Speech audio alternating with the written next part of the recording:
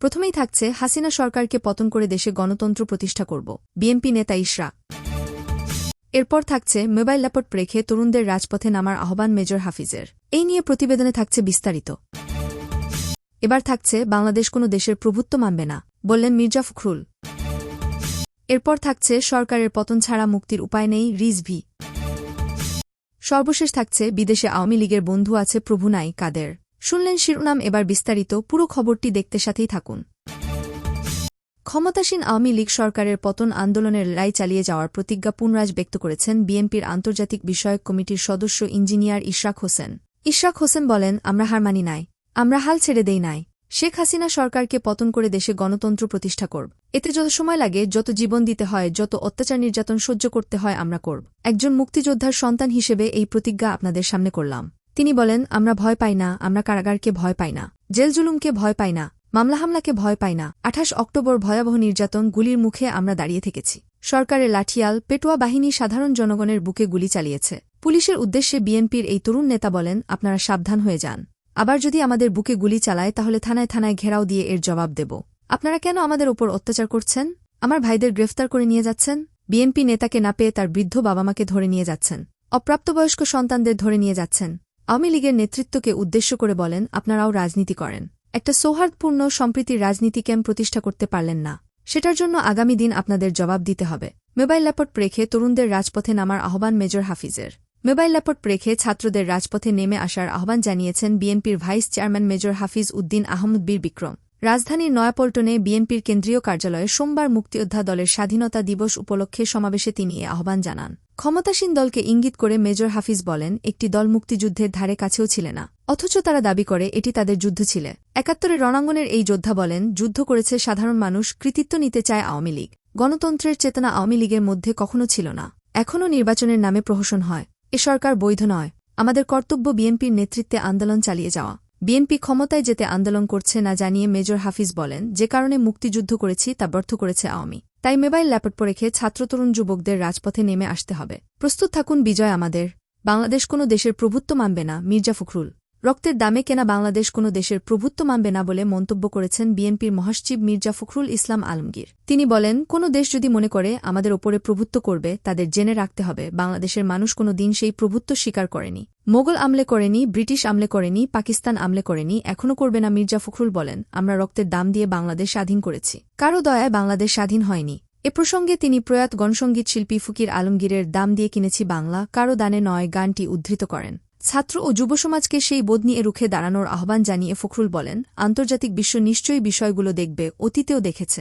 আমরা বিশ্বাস করি এই দেশকে পরাধীন করার ক্ষমতা কারো নেই। এই ভয়াবহ শাসকগোষ্ঠী যারা নানা নাটক করে জোর করে ক্ষমতা দখল করে আছে, তাদের একদিন চলে যেতেই হবে। এজন্য জনগণকে নিয়ে অসীম সাহসিকতার সঙ্গে ছাত্র, শ্রমিক, যুবক সবাইকে মাঠে নামার আহ্বান জানান বিএনপির মহাসচিব। তিনি বলেন, যারা পুলিশের একটি হুইসেল বাঁশি, একটি সাউন্ড গ্রেনেডের আওয়াজ শুনে পালাবে না, সেই ধরনের মানসিকতা তৈরি করতে হবে, সেই ধরনের সাহস তৈরি করে দাঁড়াতে হবে। এ প্রসঙ্গে পাকিস্তানের সাবেক প্রধানমন্ত্রী কারাবন্দী ইমরান খানের কথা উল্লেখ করে মির্জা ফখরুল ইসলাম বলেন, পাকিস্তানের দিকে তাকিয়ে দেখুন। আমরা পাকিস্তানের নাম শুনলেই সবাই ফুঁসকে উঠি, অন্যভাবে চিন্তা করি।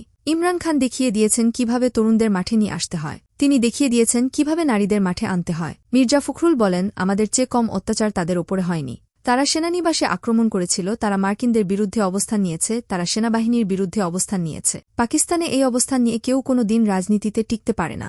ইমরান খান জেলে গেছেন, 34 বছর সাজা হয়েছে। তার 2000-এর বেশি নেতাকর্মীকে গ্রেপ্তার করা হয়েছে, জোর করে দলবদল করা হয়েছে, তার দলের প্রতীক নিয়ে গেছে।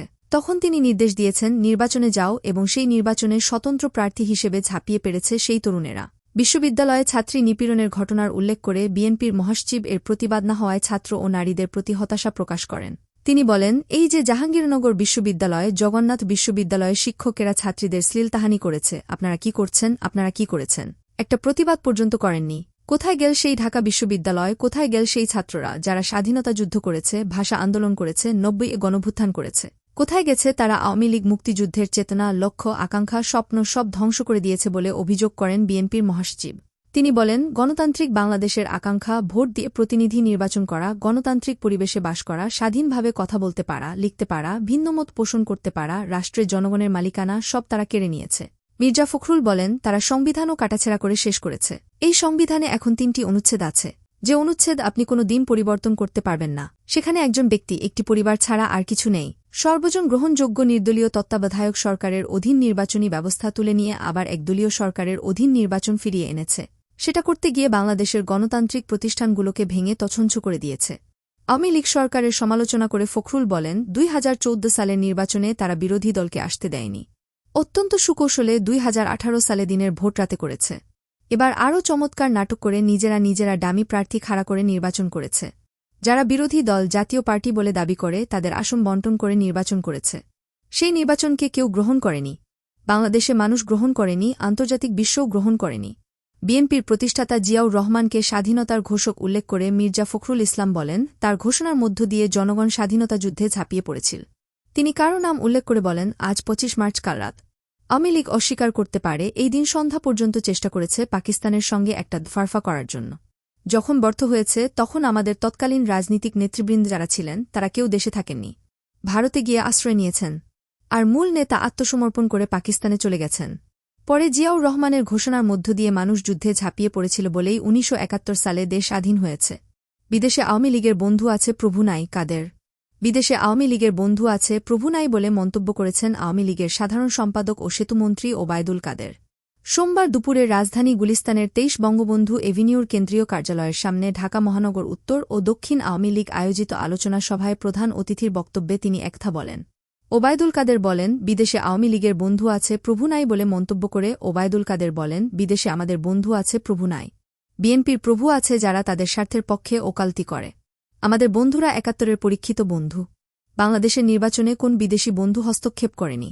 বিএনপির বন্ধুরা যখন নির্বাচন বানচালের ষড়যন্ত্র করেছিল তখন আমাদের বন্ধুরা নির্বাচনের পক্ষে স্ট্রংলি দাঁড়িয়েছিল।